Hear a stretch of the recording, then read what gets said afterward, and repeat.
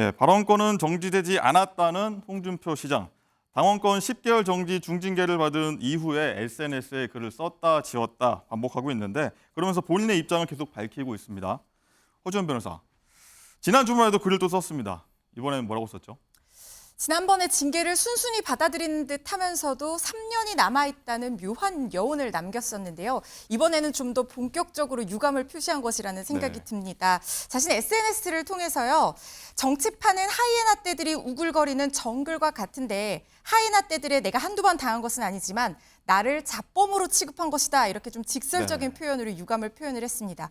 그러면서도 이 힘을 합쳐도 어려운 상황인데 나까지 내치고도 총선이 괜찮겠느냐면서 나는 총선까지 쳐냈지만 이준석도 안고 유승민도 안고 가라. 가뜩이나 허약한 지지층이다. 그런 게 바로 정치다라는 글을 썼는데요. 그런데 또 흔들리나 봅니다. 글을 썼다가 또 지웠습니다. 아, 그랬군요. 이정근 실장. 네네.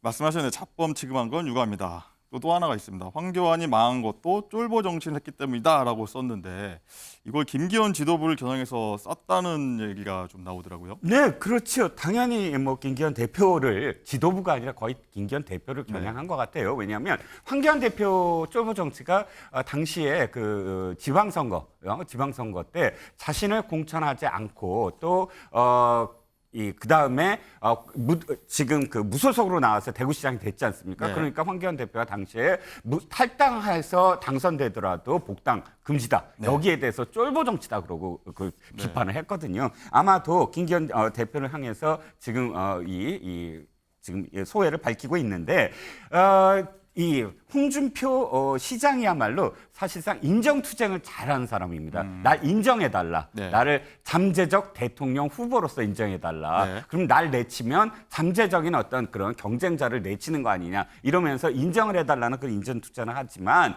그럼에도 불구하고 이번엔 이 투쟁이 제대로 먹힐 건가. 사실 지난번에 작년입니다. 작년 8월에 김성원 의원이 솔직히 비 좀 더 내렸으면 좋겠다. 수해복구 현장에서. 그 표현을 하는 바람에 당 지지율이 사실 급락을 했었거든요. 그래서 수해와 관련된 트라우마가 있는 정당의 시장이 자신의 어떤 공무원들은 가서 일을 해라, 비상대기를 해라 해놓고서 자신은 골프를 치러 갔다. 그리고 더군다나 거기에 대해서 기자들에게 하는 말이 난 절대 사과하지 않을 거다. 이런 고압적인 자세를 유지한 건 지난번에 김성원 의원이 6개월 정지잖아요. 거기에 4개월의 그 플러스 시장으로서 골프를 친 것까지 포함한다면 결코 이것이 과다하다고 볼 수 없는데 그럼에도 불구하고 이렇게 뒤끝을 장렬하고 있습니다. 네.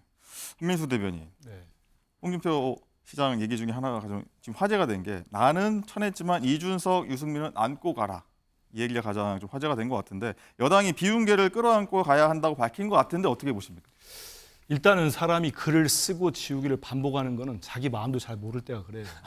흔들릴 때. 네. 근데 지금은 제가 볼 때는 홍 시장이 지금의 공경한 처지가 현타라고 하나요? 현실이 딱 오니까 확 느꼈다가 분노했다가 또 지울 때는 이거 좀 심한가? 이런 생각하는 건데 이렇게 이준석과 유승민 두 분이 누굽니까? 대통령, 대통령실 그리고 윤핵관 이분들로부터 이준석 전 대표는 뭐 정권 잡자마자 교체되자마자 글이 이제 뭐 본인 표현이나 여러 가지 보면 양두구요 표현도 썼었고 토사구팽을 당한 게 맞지요. 그렇게 해서 이제 쫓겨난 거고 유승민 전 원내대표도 경기도지사 출마하려고 했다가 자객공천으로 경선에서 떨어지고 그다음에 이건 당대표 선거도 나가지 못한 거 아닙니까? 대표적으로 지금 탄압받는 두 정치인이에요. 유력한 정치인. 본인은 이제 탄압받는 이미지를 오버랩 시키면서 나는 쿨하게 받아들일 테니까 이 두 사람을 안고 가라. 좀 대범하게 보이는 거죠. 그런 얘기도 했고 그다음 총선 괜찮겠느냐? 저는 여기에 또 방점이 있다고 봅니다. 네. 그래서 일단은 홍 시장은 제가 볼 때는 스텝이 많이 꼬인 건 맞습니다. 초반에 사과를 했다면 수해골프 논란 때 모르겠는데 지금 10개월이라는 게 내년 5월까지예요. 네. 총선 때까지 손발이 묶였습니다. 본인이 대구로 하방할 때는 대구 시장으로 갈 때는 이 보수 정부의 보수 여당의 핵심이라 할 수 있는 TK를 본인의 세를 붙여가지고 다음 대선을 노렸다고 볼 수 있을 겁니다. 근데 지금 그 전략에서 상당한 차질이 빚어졌기 때문에 글도 썼다 지웠다 계속 하고 있는데 근데 저는 가만히 있지는 않을 것 같아요. 홍 시장이 계속적으로 무슨 메시지를 던질 겁니다. 네. 설사 그걸 또 지우더라도. 그러면서 이 여당 내의 내용도 그때그때 또 커지지 않겠나 이런 생각을 해봅니다. 네, 알겠습니다. 홍준표 시장의 발언을 당사자인 유승민 전 의원은 어떻게 받아들일까요? 내용 듣고 오시죠.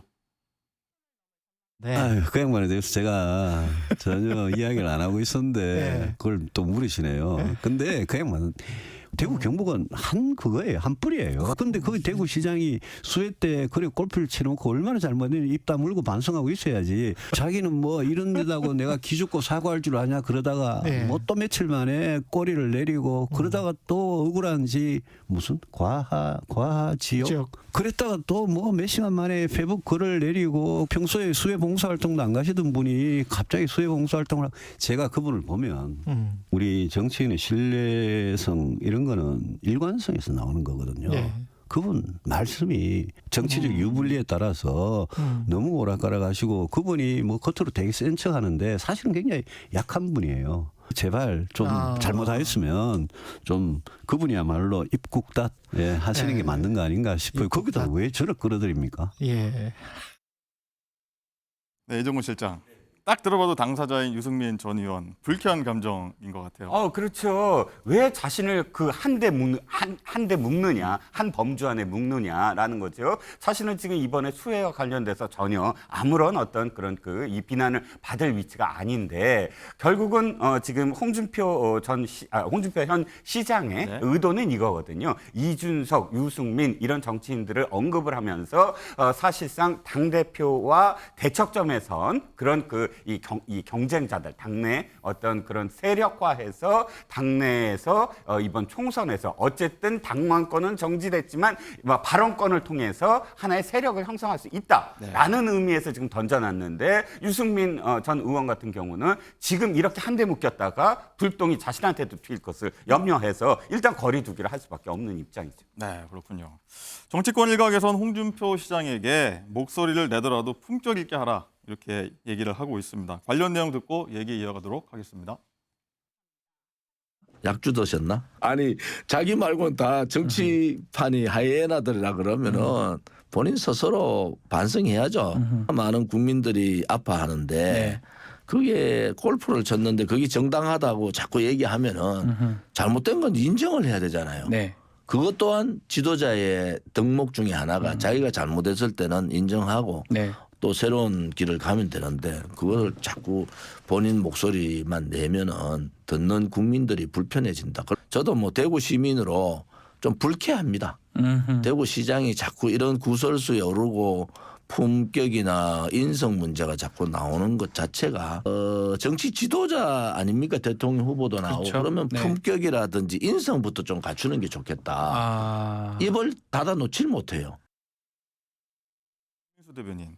그리고 홍준표 시장 하면 떠오르는 인물 바로 오세훈 서울시장이 있습니다. 근데 요즘 오 시장이 최근 행보를 보면 홍 시장하고 달리 굉장히 조용합니다. 때를 기다리고 있다 이렇게 좀 해석해야 될까요? 뭐 전 정치부 기자도 두 분 다 아는데 네. 성향도 좀 많이 다르시죠.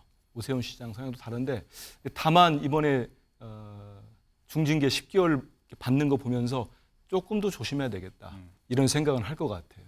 지금 아까도 말씀드렸지만 유승민 전 원내대표랄지 안철수 의원 당대표 선거 나가서 1등 하다가 결국은 졌습니다. 네. 거기다가 이제 홍준표 대구시장까지 딱 10개월에서 총선 때 아무것도 못하게 해놨어요.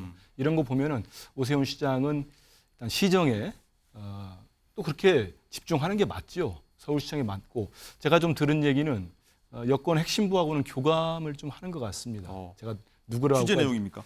예, 취재를 다 했는데 말씀드리기는 뭐하고 근데 여권 진짜 핵심부랑 이렇게 여러 가지 얘기를 오세훈 시장 측하고 좀 하고 있다는 얘기를 들었어요. 그거는 본인이 다 이분들이 이른바 윤 대통령 다음을 생각하는 뭐 잠룡이랄까요? 대선 예비후보들 아니겠습니까? 이런 분들 입장에서는 본인이 어떤 스탠스를 갖고 있는 게 지금 낫느냐 이런 판단을 할 텐데 오세훈 시장은 일단 낮은 자세 겸 여권 핵심부와 좀 스킨십이랄지 뭐 접촉면을 넓혀가는 실제로 그런 면들이 조금 보입니다. 네, 그렇군요. 말 나온 김에요. 이준석 전 대표 얘기도 한번 해보겠습니다. 이준석 전 대표 사흘 전에 유튜브 채널을 개설을 했습니다. 여기서 여의도 정치를 바꿔보겠다 이런 얘기를 했는데 관련 영상 먼저 보고 오시죠. 나는 그냥 정책적인 것만 한번 다뤄보는 방송을 해보고 싶다. 정책을 얘기하는 유튜브를 한번 해보자. 프로그램 이름은? 프로그램 이름은? 여의도 바꿔보자. 리빌딩 해보자. 그래서 재건축. 바로 여러분이 조합원이 되십시오. 네, 그런 정책 대안에 초점을 맞춘 것인지 아니면 그동안 해왔던 이른바 윤석열 정부에 대한 계속되는 비토의 연장성산에 있는 것인지 좀 봐야 될 필요가 있을 것 같고 제목이 여의도 재건축 조합인데 상계동 재건축에 좀 관심을 가졌으면 좋겠어요. 특히 상계동이나 노원 같은 경우는 재건축이 정말 뜨거운 이슈거든요. 내년 총선에서 상계동이 진심이라고 했던 이 전 대표에게 꼭 필요한 지점이 아닌가 얘기를 드리고 싶습니다. 화면 보시면요, 이 각자의 역할들이 나와 있습니다. 이종건 실장, 네. 자, 국민의힘 김병민 최고위원이 굉장히 이 전 대표를 비난을 했습니다. 어떻게 바라보십니까? 네, 어쨌든 김병민 최고위원도 청년 정치를 지금 표방하고 나서지 않았습니까? 네. 그러니까 이준석 전 대표가 표방하는 그런 청년 정치, 청년을 대변하는 정치에 대해서 비판할 수 있는 그런 선상이 있다라고 김병민 아마 최고위원은 생각한 것 같아요.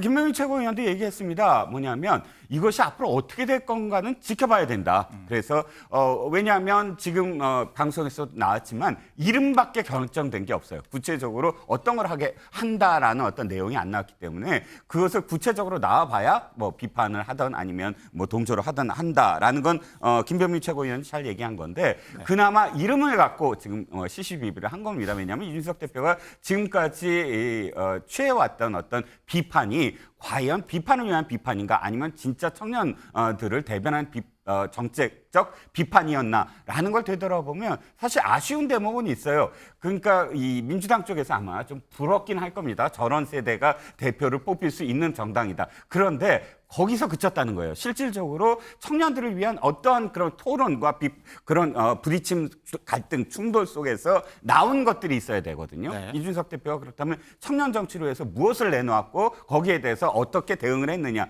이런 것이 앞으로 돼야만 한다라는 의미에서 상계동 재건축부터 해야 되는 거 아니냐라는 그런 비판을 한 것 같습니다. 네, 그렇군요.